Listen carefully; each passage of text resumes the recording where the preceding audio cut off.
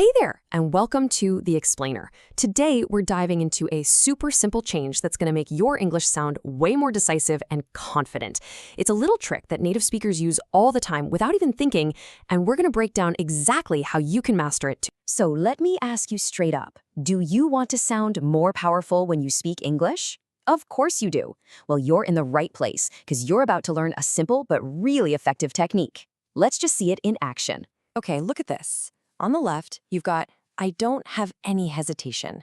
I mean, it's grammatically correct, sure, but it feels a little soft, right?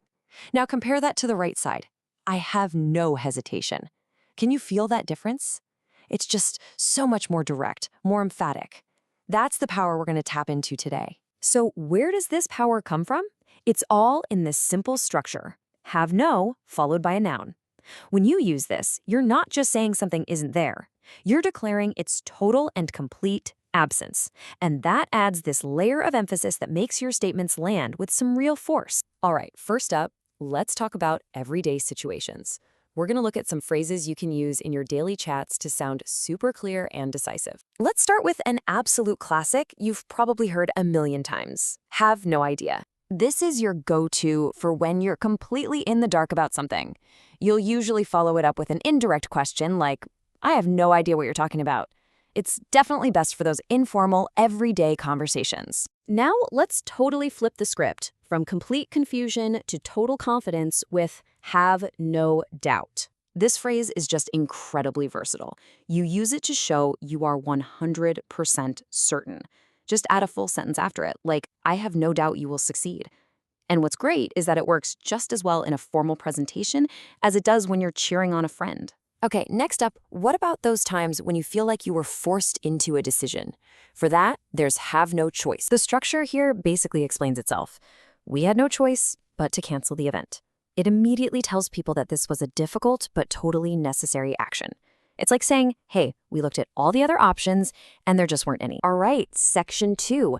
Let's shift gears to work and business.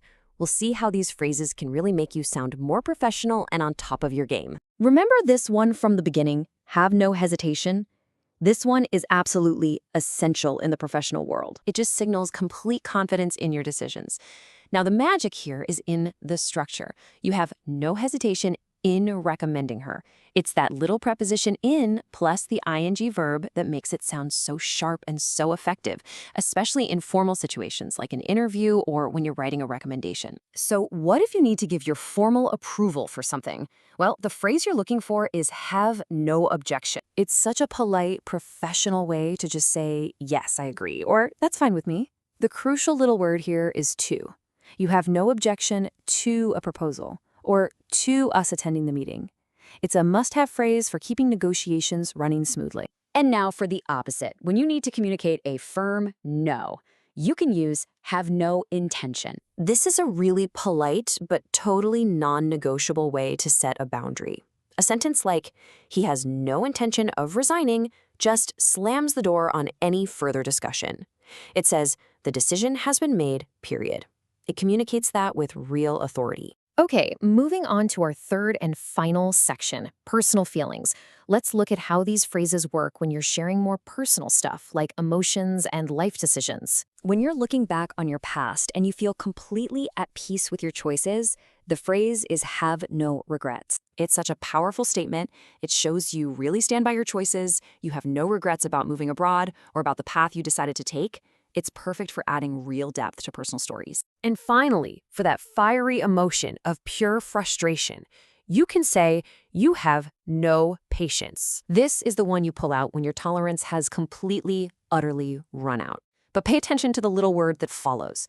You can have no patience for something, like delays, but you have no patience with incompetence. It's a very direct and very effective way to get your point across. Okay, before we wrap up, let's do a quick fire round on common mistakes. I want to make sure you use these phrases perfectly every single time. Ready? First off, and this is the big one, subject-verb agreement.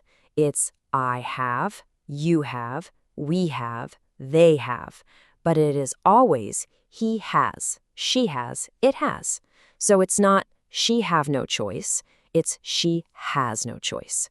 Super simple, but absolutely crucial to get right. Second, you have to remember why we're using this structure in the first place, for emphasis.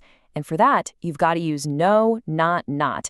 Saying he had not regrets is just wrong. And frankly, it sounds pretty weak. He had no regrets. Now that's a powerful statement. So, what are the big takeaways here? 1. Use have no when you want real emphasis and to show a complete lack of something. 2. Always match the phrase to the situation, formal versus informal. And 3, probably most important, really lock in those specific little structures we covered, like hesitation in or choice but to, because those tiny words make all the difference. So there you have it. We've broken it all down. And now this little linguistic superpower is all yours. So I'll leave you with a final thought. After everything we've gone through today, what is something you will now have no hesitation in saying?